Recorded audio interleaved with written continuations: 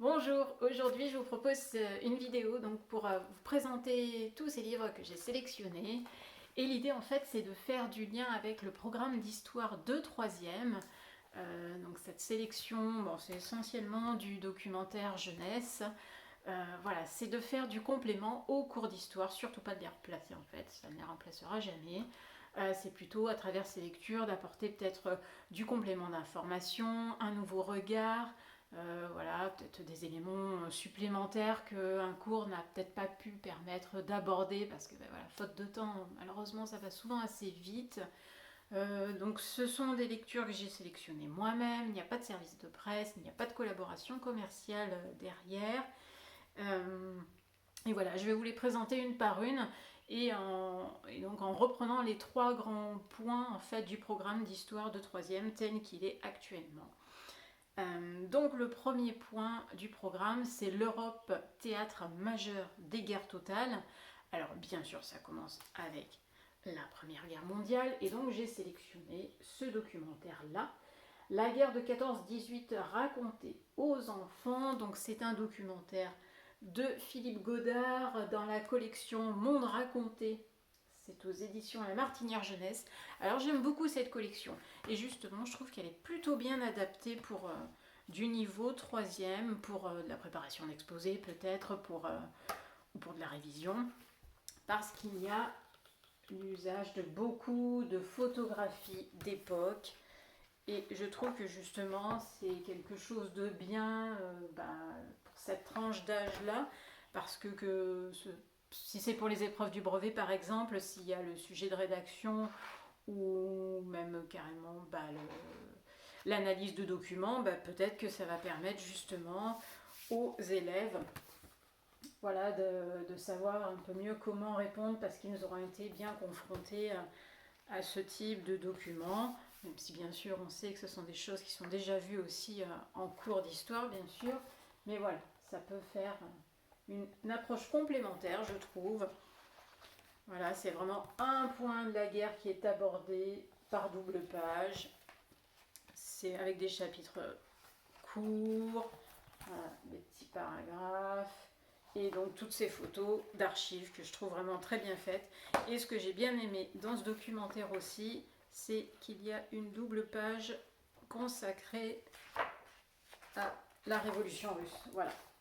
Et dans pas mal d'autres documentaires sur la Grande Guerre, on ne trouve pas forcément cette mention. Or, c'est important de la voir. Voilà, donc sur la Première Guerre mondiale. Ensuite, sur l'entre-deux-guerres, j'ai pas forcément là, de propositions à faire, donc j'enchaîne directement avec la Seconde Guerre mondiale.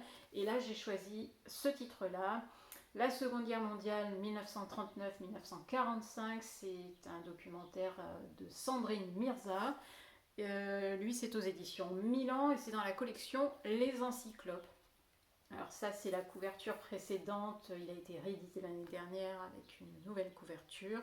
Moi, j'aime bien aussi cette collection Les Encyclopes. Alors là aussi, on retrouve beaucoup de photographies d'époque.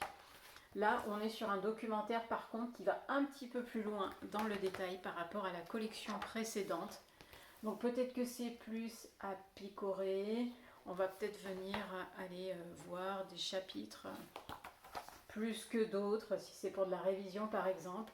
Mais je le trouve voilà, quand même très très bien fait, bien complet justement. Voilà. Donc sur la Seconde Guerre mondiale. Et je présente aussi un autre titre sur la Seconde Guerre mondiale, mais celui-ci du coup plus accessible en termes de contenu. Donc là, c'est la Seconde Guerre mondiale en carte mentale. C'est un documentaire de Lionel Lacou avec des illustrations d'Arnaud Clermont. C'est aux éditions Fleurus dans la collection Zigzag. Alors là, en fait, à la base, c'est un documentaire qui s'adresse à des plus jeunes, plutôt niveau élémentaire.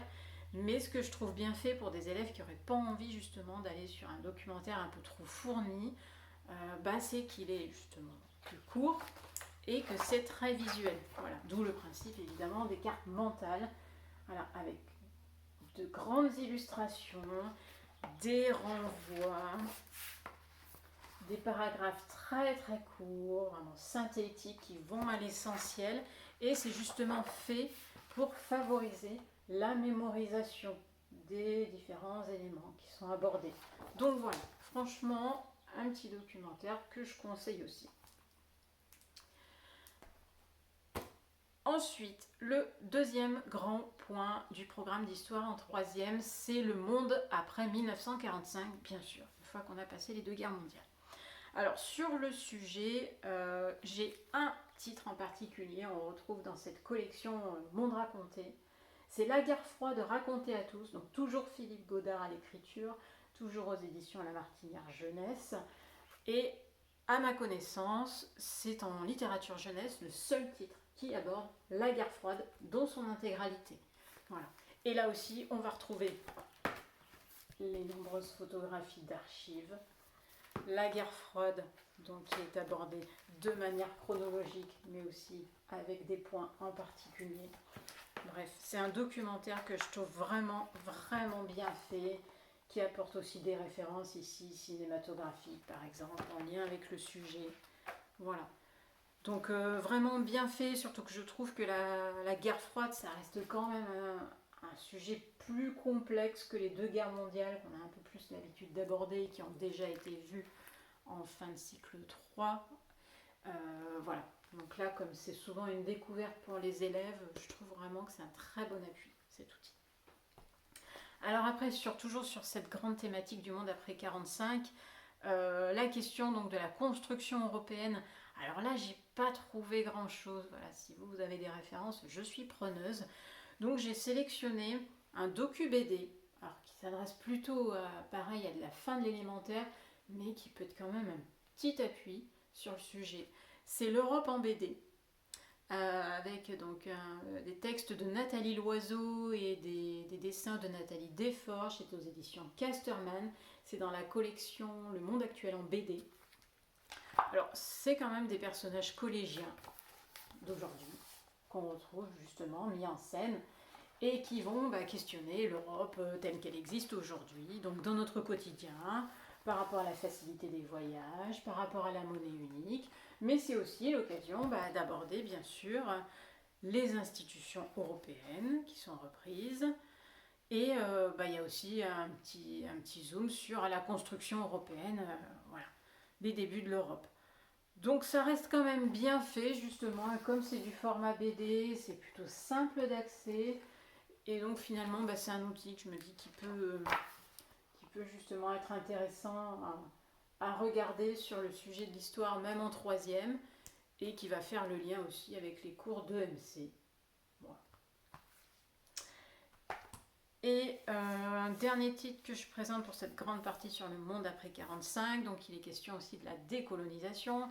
Alors là, très clairement, la décolonisation en littérature jeunesse, c'est encore un sujet qui n'est pas très bien abordé et qui se concentre essentiellement sur la guerre d'Algérie. Même si pourtant on le sait, et les cours d'histoire justement vont aborder bien d'autres points de la décolonisation, mais en littérature, voilà, il n'y a pas grand-chose. Il y a quand même un titre que je vous indique, donc que sur la guerre d'Algérie, mais que je trouve super bien fait. C'est là aussi du docu-BD. La guerre d'Algérie, chronologie et récit, c'est de Jean-Michel Bignou, Abderrahmane Moumen, Jérôme Meyer-Biche, et c'est aux éditions Gallimard Jeunesse. Donc voilà, c'est un livre qui est sorti il n'y a pas très très longtemps, juste quelques années, et qui retrace la guerre d'Algérie, donc vraiment dans un format BD, et avec comme ça des pages documentaires et chronologiques intercalées. Donc voilà, moi je l'ai vraiment plutôt trouvé très très bien fait sur le sujet, parce que là aussi c'est pas toujours évident à comprendre comme événement, mais je n'aurai que ça à vous proposer malheureusement. Et justement concernant la troisième grande partie du programme d'histoire, donc française et français dans une république repensée, alors là c'est clairement le sujet où j'ai vraiment pas grand chose à vous proposer, parce qu'on est sur de l'histoire très très récente, et pour le coup en termes de publication malheureusement il n'y a pas grand chose, donc j'imagine que ça va venir avec le temps, mais voilà. Donc j'ai sélectionné en fait une BD, mais qui n'est pas du tout en littérature jeunesse, c'est vraiment une BD adulte. C'est l'histoire de la 5e République. Donc c'est Thomas Legrand au scénario, et François Warzala au dessin. C'est aux éditions Les Arènes. Et ce que je trouve bien dans cette BD et qui peut complètement correspondre à un niveau de 3e, c'est donc qu'elle dresse tout l'historique de la 5e République, mais en s'attardant vraiment, il y a vraiment un large point qui est abordé à la naissance de la République 1962. Voilà, donc il y a une grosse partie accordée à ça, avec du coup la figure évidemment du général de Gaulle, voilà, sur toute cette période bien évidemment. Et après, la BD embraye quand même sur les présidents successifs de la 5e République, avec une belle partie consacrée vraiment au rôle présidentiel, parce que c'est vraiment l'élément phare de la 5e République. On va retrouver quand même une chronologie des présidents. Et puis il va y avoir aussi une petite partie sur la vie privée des présidents, sur les ministres, etc. Donc voilà, moi je trouve que le format BD, même si là on est sur un texte plus dense, puisque a priori pour un lectorat adulte, de l'avoir mis en scène en BD, je pense que ça rend quand même le sujet bien plus accessible. Donc il y a tout ce contexte historique lié vraiment au personnage même de Gaulle. Donc voilà, c'est un bon éclairage quand même, je trouve. Et puis ça fait encore le lien avec l'EMC par rapport à nos institutions qu'on connaît toujours. Voilà, sur la grande partie numéro 3, malheureusement, je n'ai que ça à vous proposer. Et je termine quand même avec un documentaire qui existe toujours en librairie, si je ne me trompe pas, qui s'appelle Le XXe siècle en images. Donc c'est de Jean-Michel Bignoux, c'est aux éditions Gallimard Jeunesse. Et en fait, c'est un documentaire qui mériterait d'être actualisé parce qu'il s'arrête au 11 septembre 2001. Voilà, donc il manque encore pas mal d'années. Et je pense que tout en reprenant ce principe-là, il faudrait juste actualiser le livre avec de nouvelles dates plus récentes. Mais voilà, c'est ça qui est bien, c'est que là aussi on va retrouver donc des dates qui ont été sélectionnées par l'auteur, qui sont expliquées. Voilà, et toujours avec ce système de photos d'archives que je trouve toujours très pertinent justement pour de la découverte, pour essayer de mieux comprendre notre passé, finalement relativement récent quand même. Hein. Voilà, on parle du siècle, d'un siècle avant.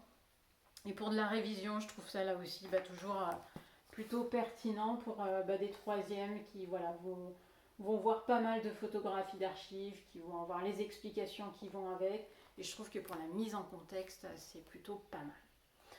Voilà ce que je vous propose. Vous allez retrouver du coup en description de cette vidéo tous les liens vers mes chroniques sur mon site Histoire d'en lire pour avoir un peu plus d'informations détaillées. Et moi je suis preneuse aussi de vos retours si vous avez d'autres titres à suggérer qui correspondent pleinement du coup au programme de 3e. Ça m'intéresse, donc n'hésitez pas à me les partager. Merci pour votre écoute. À bientôt.